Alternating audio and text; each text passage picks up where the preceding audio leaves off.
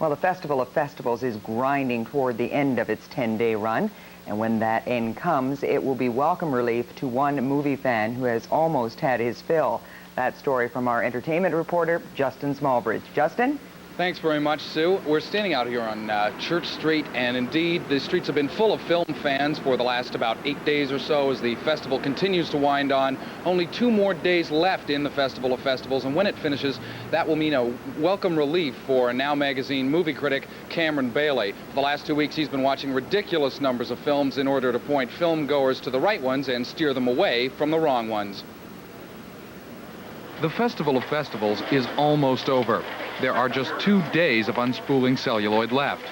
When the filmic freakout is finished, most moviegoers will give their eyes a much-needed rest. But few of them will have seen as many movies as this guy. Well, I went to Montreal this year to see their festival and to see films that would be playing in Toronto. So between that and here, close to 60. Seeing 6 films in 2 weeks raises your standards and can also make a critic a demanding viewer. Well, you get very impatient very quickly, I guess, with films. That's the first thing. If a film's not doing anything for you in the first half an hour, you start twitching in your seat and you might leave after a while. And there are some cinematic cliches you just lose patience with. If I see another French film with 4 educated Parisians sort of lazing about their apartments and having love problems, I'll kill myself or I'll kill them. When Bailey isn't sitting in theaters, he's gathering information at the festival press office, interviewing filmmakers and actors, or writing another review. Our focus is on reviewing the films, and so we review more films than anybody else.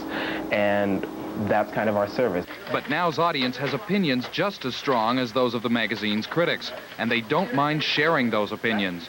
People do come up to you after they've seen a film and said, "I hated that, how could you possibly like it?" Or "I love that, how could you hate it?" And after seeing that much film in this short a time, burnout is inevitable. So you kind of tend to drift away from it for a little bit. Now, of course, it's still my job, so there are still films to go see, but there isn't that level of excitement about it that comes with a festival.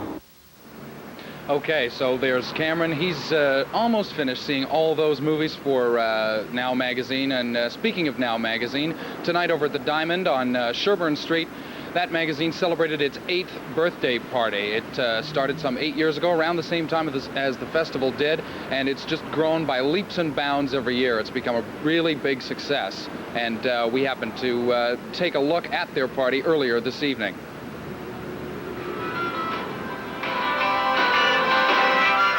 So a large number of entertainers that have been lined up for this particular event, which happened over at the Diamond, as I mentioned earlier. A lot of these entertainers, local people, many of whom really owe their start to Now Magazine, which in a lot of cases first discovered them and told other people about them and got them an audience. So only fitting that turnabout is fair play and that many of those entertainers should come back to entertain the people who helped put them on the map, so to speak. And standing with me now is Michael Hollett. He is the editor and publisher of Now Magazine, and you've been with the magazine since it very first started. Since the beginning, that's right. Now, you've had immense success in terms of the growth of the magazine. Did you have any inkling when you began that it would someday get as big as it's gotten now, and if so, what gave you that notion? We had to hope that to take it on in the first place, and the reason we thought it could work out this way is the type of city we have to write about. And the fact that in places like New York with the Village Voice and LA Weekly, we've seen some successes for papers like ourselves with good cities to write about. Mm-hmm. Now, you've also done not only the entertainment and arts, but the news angle as well. And has that become more of a focus since the magazine started? Well, sure. As our resources grow, news is the most expensive copy to generate. And we can put some energy and some money into chasing those stories. We've got people like John Sewell writing about City Hall. Our news writers travel the world now chasing stories, and that's exciting to us. And exciting to the readers as well, and obviously very successful in terms of this publication. Continued success, and thanks very much for joining us.